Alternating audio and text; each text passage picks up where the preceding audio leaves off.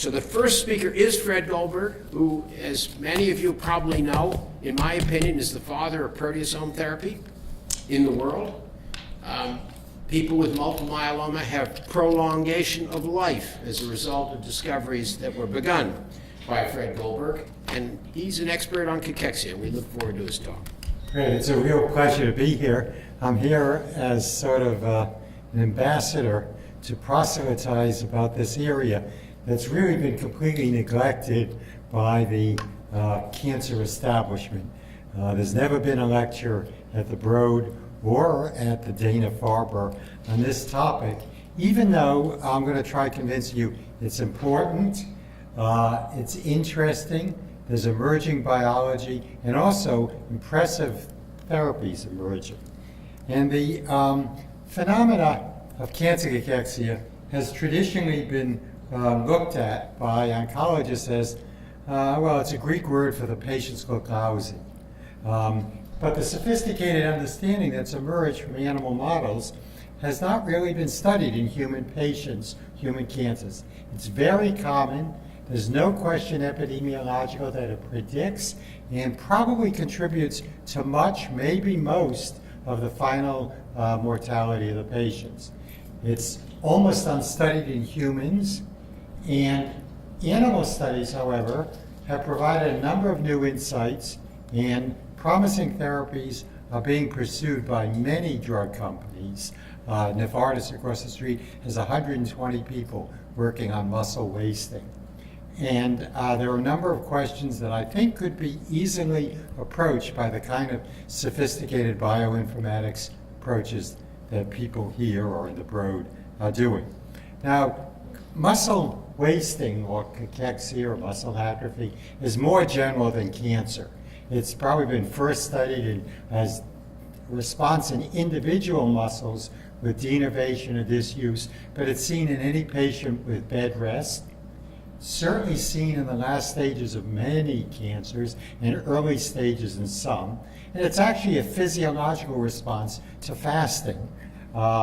And the signals to fasting, low insulin, high glucocorticoids, mean you also see it in type 1 diabetes. It's induced iatrogenically in Cushing's syndrome by high glucocorticoid levels. And it's seen in sepsis, and AIDS in Africa is called the thin disease. But it's also a characteristic feature of renal failure, cardiac failure. You also see a loss of muscle in the aged populations. My age and older have a relentless loss of muscle. In all of these conditions, we know there's a final common pathway, specific transcriptional changes. This phenomena is less well understood. And just to put this into a little physiology context, or integrative biology as they now call it, I just want to remind you that muscle is important here because it's half the body protein. It's the major amino acid and nitrogen reserve. So as a first step in fasting, is to break down muscle protein to provide amino acids for gluconeogenesis to keep our brains going, or for acute phase responses in infection. So it's not surprising that many stresses turn this on by the same signals like glucocorticoids that affect the liver are causing muscle breakdown. In these cancer syndromes or other kinds of cachexia, we can't turn it off. Many studies have said that hyperalimentation just does not impact the relentless loss of mass. And the other little bit of elementary biology I should explain to you, this is not apoptosis. After birth, most muscle growth is just accumulation of protein, and atrophy in all these conditions is the shrinkage of the cells without obvious death. So it's a reversible phenomena. I got interested in it many years ago as a case in which you're building up protein or you're breaking it down. And what emerged, my own interest started 1 million years ago as a medical student, studying how disuse and denervation caused atrophy. I thought this was a control of protein synthesis, but the big wasting of muscle we see in all these conditions is excessive protein breakdown. And That's true of all the conditions we're talking about, and it's mainly through the ubiquitin proteasome pathway, which many of you are familiar with. Ironically, this was a surprise, because even though our lab first found this pathway, and Hershko and Chikanova found the role of ubiquitin, we found the proteasome, we were all thinking this is the system to get rid of misfolded proteins or critical regulatory proteins like P53 and HIF. The textbooks still have it wrong and say that the lysosome autophagy is the major pathway. This pathway degrades 80% of the protein in muscle. Fasting autophagy also contributes. And we were surprised, this came out of studies of muscle, but many signs show that this pathway is activated in all the conditions we've talked about. You get many more ubiquitin conjugates. You can show more flux through this pathway, which you can't block with lysosomal inhibitors. And in the late 80s, we started noticing that messenger RNA for ubiquitin and a number of proteasome subunits were upregulated. And we formulated a very simple hypothesis, which is now sort of taken over, that in all of these catabolic conditions, there's a group of genes turned on in the muscle, or probably heart, that are characteristic of each of these pathological states. But there's probably a common group of genes that we named atrophy genes or aprogenes, our answer to your oncogenes. And we're trying to say that what are they? And in the early 90s, we did primitive transcriptional arrays, and believe it or not, no sophisticated approach has been done since the early 90s. And a number of interesting aprogenes occurred. In other words, we used rat or mouse models of all of these conditions, got the muscles together, and looked for common program. And what was found is a bunch of interesting genes from the point of view of protein breakdown. 4 genes for ubiquitin, many proteasome substitutes, 2 new ubiquitin ligases, several transcription factors, FOXO, a whole group of genes inhibit translation, and a number of genes that some of which we didn't even know were expressed in muscle were downregulated, and they have growth regulation. So we have positive and negative oncogenes. About 120 are known, and the transcriptional arrays that we used in those days covered only about 20% of the genome. No one has gone back and systematically studied the complete genome, and no one has done such studies in the muscles of humans. Now, we initially expected that every ubiquitin ligase in muscle would be upregulated. The surprise from ourselves and work by David Glass and George Yancopoulos at Regeneron showed that there were a couple ubiquitin ligases, one named MRF and one named Apigen or MAFBOX, that were particularly upregulated. And now these are used in exercise physiology to mark muscle atrophy, and they're upregulated in human cancer patients and sepsis patients. And also there's another enzyme called TRIM32, which we also know is particularly important in knockouts of these 2 aprogenes. Slows atrophy by 40%. And there have been efforts at 3 companies to get inhibitors of MRF. Those haven't worked. Let me just summarize a couple general insights about this process about what's learned in the last few years. The big loss in muscle mass and strength is the loss of the myofibrillar proteins. They're 70% of the muscle. And this is and their loss correlates with the loss of strength.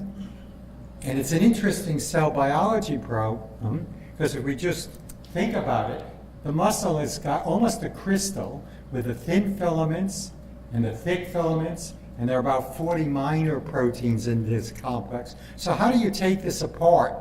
And the muscle still works. If you're starving, you still have to run away from predators or run after your dinner. And so this is a selective breakdown of individual components, not a wholesale destruction like apoptosis. And to summarize some recent work from Shenhav Cohen in our lab, we now know that in all these conditions, there's a very specific program First, you ubiquinate some of the thick filament proteins, pulling off first the regulatory chains, and then the myosin gets ubiquinated from the different myofibrils. And then this other enzyme, TRIM32, stops taking apart the cytoskeleton, the Z-band, these at the end, and then the thin filament. So there's a loosening and a breaking apart, and then the P97 ATPase complex, which is very prominent in pulling ubiquinated proteins out of complexes, takes on a role. And if you knock out individual components here, you can block the whole process. So the real question for therapy is obviously what turns it on. And let me summarize a few insights there. Now these are all from experimental animals. There's virtually no work in humans done, or in different cancers. The insights in the early 90s, the late 90s, from David Glass's group and our group, basically just focused on what we knew about muscle atrophy. Aside from the definition that degradation exceeds synthesis, you actually see it in disuse and denervation, both of which are associated with insulin resistance, or in low insulin states or high glucocorticoid states. So insulin seemed critical. And also with exercise, which causes IGF production in the muscles, or you get hypertrophy. All of which said, as even our medical students I think know, the PI3-AKT pathway being important. And subsequent work has shown that this pathway, which you're all familiar from dividing tissues, in a non-dividing post-mitotic muscle, is critical in controlling size. AKT, of course, is turning on protein synthesis by pathways you know, and turning off FOXO. And I'll show you some data that FOXO is the key to muscle wasting. It turns on the atrogene program, and it turns on atrophy. But just to show you how important AKT is in skeletal muscle, here's a slide from the Glass-Yancopoulos group in which they use constitutively active AKT in muscle specifically. This super mouse is basically not showing no atrophy, no more fibers, they're just bigger. And we became interested in whether FOXO was critical, and Marco Sandre overproduced FOXO in individual fibers. I want to tell you about a great technique that makes muscle very attractive for these studies, and maybe for some you're doing. You can electroporate genes into adult muscle very easily. You just, in this case, expose the anterior tibialis, and you put a little DNA in, and you shock it. You can sew up the muscle, electroporate genes in the adult, no expenses for transgenics or knockouts, and you can get an answer 4 days later on the effects of overexpression and downregulating a gene. So to show you the utility, here's an experiment that Marco did that appeared in Cell 10 years ago, and I think triggered much of the recent advances. This shows the effects of overproducing constitutively active FOXO in some fibers. The control fibers that aren't electroporated are right next door, so they have the same nutrition, the same genetics. And as you can see, these cells are very small compared to the controls. And if you wait 14 days, you really get a sliver of a muscle, no cell death, but it clearly FOXO activation by itself causes atrophy. And you can do it in cell culture. Again, this is a C2C12 myotube infected with an adenovirus overproducing FOXO, so you get atrophy. We came with a surprise in this experiment. We knew how to block the proteasome, as David implied. When we blocked the proteasome, there still was significant loss of muscle. And what we were able to go on to show through the work of Jingwei Brawl is that FOXO not only turned on the aprogenes and proteasomal process, it also was transcribing almost every autophagy gene we could measure. And in other words, this is more general than muscle, but what it really says is that the two main degradative pathways, although they're viewed differently and the subject of different scientific meetings are really coordinated. We know mTOR, for example, inhibits autophagy. In unpublished studies, we've found that mTOR also affects general ubiquitination. So these two pathways are coordinated, and certainly by FOXO. This part is muscle-specific. This is true of all tissues. So let me turn to the end with therapy, but also return to, do we know any ways to block this whole process? Might this be occurring in certain cancers and not others? Well, it's really been documented now that several of these factors that fall when muscles atrophy, if you maintain them high by electroporation, you can block completely atrophy. We've been very interested in exercise, and in collaboration with Bruce Spiegelman, showed a few years ago that his transcriptional coactivator, PGC1, could block atrophy, could block wasting, and now it's been shown for cancer cachexia in 2 models. So what we're really saying is that in the normal case, muscles are kept happy by new protein synthesis, by keeping FOXO out of the nucleus by phosphorylation. Exercise keeps PGC1 alpha going, and the new mitochondria are maintained. But in the wasting or atrophy case, protein synthesis is reduced, FOXO goes into the nucleus, causing protein breakdown and weakness, and you're inducing autophagy to break down mainly mitochondrial organelles. There's much less PGC1, so there's less expression of new mitochondrial genome, and FOXO is lost. Believe it or not, there are only 3 papers in the literature, none on cancer, that have documented the loss of mitochondria in the muscle of a cachectic patient. If you overproduce FOXO and look at the fibers, they're actually almost free of succinate dehydrogenase. In other words, FOXO depletes strength by getting rid of the contractile apparatus and endurance by getting rid of the mitochondria. Let me end. I'm taking a little bit more time, but I know this is new biology to most of you, with an exciting emerging possibility that's already in multiple clinical trials. And I've always cited one paper that I was involved with. It comes from a group at Amgen that led by H.Q. Han, a former student that I was consulting with. And I think it's a very important paper, and it's influencing the certain trials that are being done. We have focused so far on FOXO. I don't know why or how, but NF-kappa B is also necessary in all of these examples of atrophy. And also SMAD signaling through a TGF-beta factor. And the main factors are now myostatin and activin, which act through the ACTR2B receptor to cause SMAD phosphorylation enters the nucleus. And if you block, if let's say myostatin by itself ends up holding back muscle growth.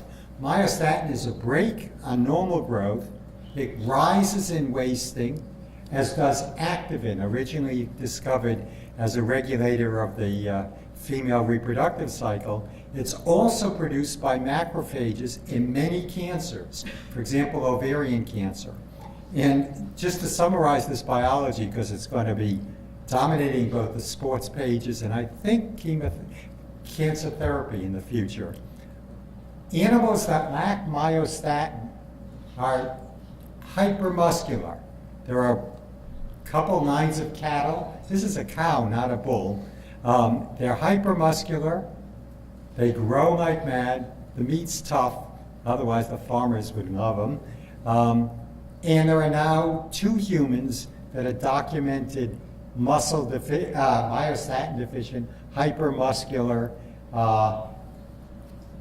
and a young kid who, not this one, and the other documented case, his mother was on the East German Olympic team. So it's very likely that the NFL is full of polymorphic. So what members, you can induce, as Sagen Lee first showed, growth of animals if you put in an antagonist of this pathway, myostatin or antagonist. Let me end with three slides. If you put in this antagonist, in this case a soluble receptor, Novartis has antibodies against the receptor, Pfizer has antibodies against myostatin. There are several tricks in works. You can stop SMAD signaling, and you can stop FOXO signaling. In other words, FOXO works with SMAD in the entire program we've talked about. FOXO and SMAD are partners. And also, if you downregulate SMADs, you can activate AKT. Now, what does that mean? That means if you treat an animal with a soluble receptors, and I'm sorry, I should have said, these are experiments in animals bearing a colon 26, a highly cachectic tumor.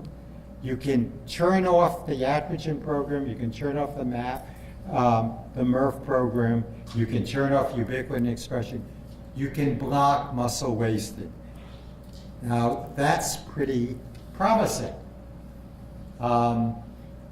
Here's an animal who's losing weight dramatically because it's bearing a colon 26 tumor.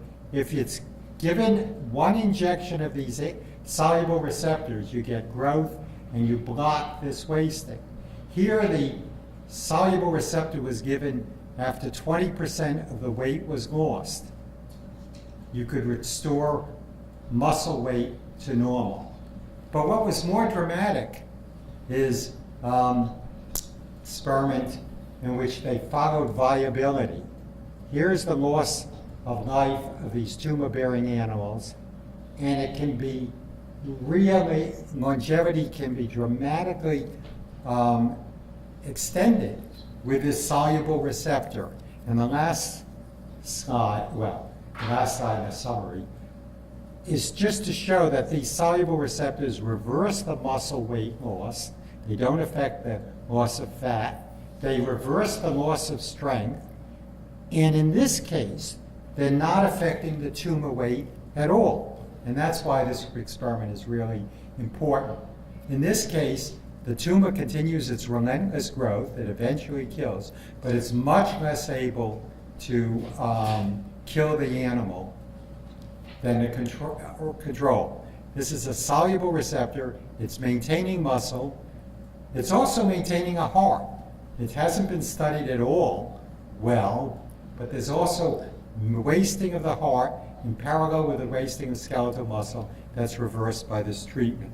So the statement of conclusion is that this is a very positive, impressive, promising therapy, but we have a lot of questions that hopefully I can induce some of you to become interested in testing.